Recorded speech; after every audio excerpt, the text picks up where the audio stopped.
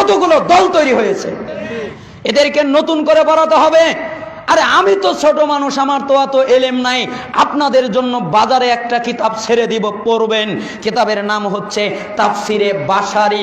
আল্লাহর কসম, আল্লাহর কসম, আল্লাহর জমিনের উপরে, আসমানের নিচে, জমিনের উপরে এত বড় তাফসির গ্রন্থ আমি কোনোদিন দেখি নাই যেটা আমি লিখতেছি।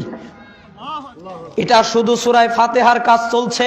সূরা ফাতিহার কাজে 11 খণ্ড হয়েছে। আমি আশাবাদী সূরা ফাতিহায় 15 খণ্ড হবে। এক খণ্ডে পেজ হচ্ছে 500টা, আর গোটা কোরআনের তাফসির করতে পৃষ্ঠা সংখ্যা খণ্ড লাগবে প্রায় 250 খণ্ড। আমি মরে যাওয়ার আগে যেন আল্লাহ এটা করার তৌফিক দান করেন।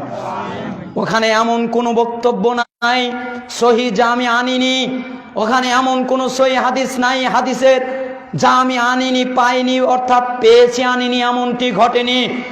আমি প্রথমে কোরআনের আয়াত দিয়েছি, এরপরে দিয়েছি কোরআনের অনুবাদ, আয়াতের অনুবাদ, সরল অনুবাদ, এরপরে দিয়েছি শব্দার্থে অনুবাদ, এরপরে দিয়েছি বাক্য বিশ্লেষণ, এরপরে দিয়েছি ব্যাখ্যামূলক অনুবাদ, এরপরে দিয়েছি তাফসির সহ অনুবাদ, এরপরে দিয়েছি ভ্রান্ত অনুবাদ, এরপরে দিয়েছি সঠিক অনুবাদ, এরপরে দিয়েছি ব্যাকরণ ভিত্তিক অনুবাদ, এরপরে দিয়েছি হাদিস ভিত্তিক অনুবাদ, এরপরে দিয়েছি ইজমা কিয়াস ভিত্তিক অনুবাদ।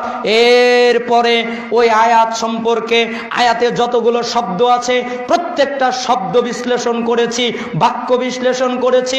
আয়াত সম্পর্কে যত আয়াত কোরআনে পাওয়া যায় সমস্ত আয়াতকে সামনে এনে জড়ো করেছি। যত সহিহ হাদিস পাওয়া যায় সমস্ত সহিহ হাদিস সনদ সহ নিয়ে এসেছি, যেই কিতাবে যেভাবে আছে সেইভাবে এনেছি। এবং ওই আয়াত সম্পর্কে যত জয়ীফ হাদিস পাওয়া যায় সমস্ত জয়ীফ হাদিস এনেছি।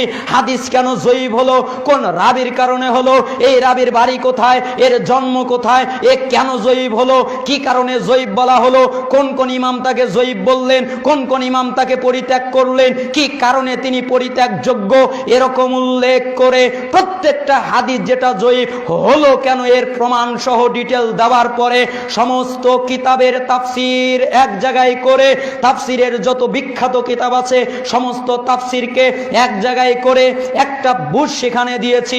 এরপরে দিয়েছি হক তাফসির, এরপরে দিয়েছি আমাদের সমাজে প্রচলিত বাতিল তাফসির, এরপরে দিয়েছি আমার বুঝ। এরকম এক একটা আয়াতে এরকম করতে করতে করতে সূরা ফাতিহায় পৃষ্ঠা সংখ্যা দাঁড়িয়েছে ৫,৫০০। অর্থাৎ এখন আমিনের কাজ চলছে। এমন কোনো বিষয় আমি চেষ্টা করেছি বাদ না দেওয়ার, ওটাই পড়ে নিয়েন। আমি 5টা মূলনীতিতে ওটা তাফসির করেছি। তার মূলনীতিটা বলি। প্রথমে আমি করেছি কোরআন দিয়ে কোরআনের তাফসির, এরপরে করেছি হাদিস দিয়ে কোরআনের তাফসির, এরপরে করেছি সাহাবীদেরকে দিয়ে কোরআনের তাফসির, এরপরে করেছি তাবি ও সলফে সালেহিনদেরকে দিয়ে কোরআনের তাফসির, এরপরে আরবি ব্যাকরণ। এই 5টা মূলনীতিতে আমি কোরআনের তাফসির করেছি। কেন? এই 5টা মূলনীতিতে যেদিন তাফসির হবে ওই দিন মানুষ ঐক্যবদ্ধ হবে। যতদিন পর্যন্ত এই মূলনীতি না অর্জন করবে ততদিন পর্যন্ত মানুষ ঐক্যবদ্ধ হবে না। আরে আলেমই তো জানে না, আরে মানুষই তো জানে না। যারা হক্কানি আলেম, মক্কা মদিনায় না পড়লে বোঝা যায় না। মক্কা মদিনার এলেম ছাড়া স্বচ্ছ এলেম পাওয়া যায় না। মক্কা মদিনায় তাওহীদের এলেম রয়েছে, আমাদের দেশে কোনো তাওহীদের এলেম পাওয়া যায় না, স্বচ্ছ এলেম পাওয়া যায় না। আমার ওই দেশে যাওয়ার সৌভাগ্য হয় নাই, কিন্তু ও দেশের বিখ্যাত আলেমদের দার্স অনলাইনে করার তৌফিক হয়েছে অনেক কিতাবের। আমি দেখেছি আমাদের সমাজের মানুষেরা তাফসির নিজের মতো করার কারণে উল্টাপাল্টা হচ্ছে। তাফসির যদি 5 পদ্ধতিতে করে আল্লাহর কসম মানুষ ঐক্যবদ্ধ হয়ে যাবে। আপনি বলবেন কিভাবে? 1 নম্বর হচ্ছে কোরআন দিয়ে কোরআনের তাফসির করা। যদি বলেন কেন? কারণ আল্লাহই বলেছেন, আল্লাহ তাআলা বলছেন যে ওয়ালা ইয়াতুনাকা বিমাসালিন ইল্লা জিনাকা বিল হাক্কি ওয়া আহসানা তাফসীরা।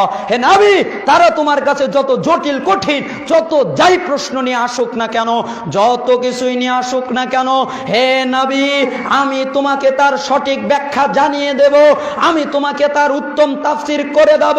ওয়া আহসানা তাফসীরা, আরে আমি তোমাকে উত্তম তাফসীর আল্লাহ করে দেব।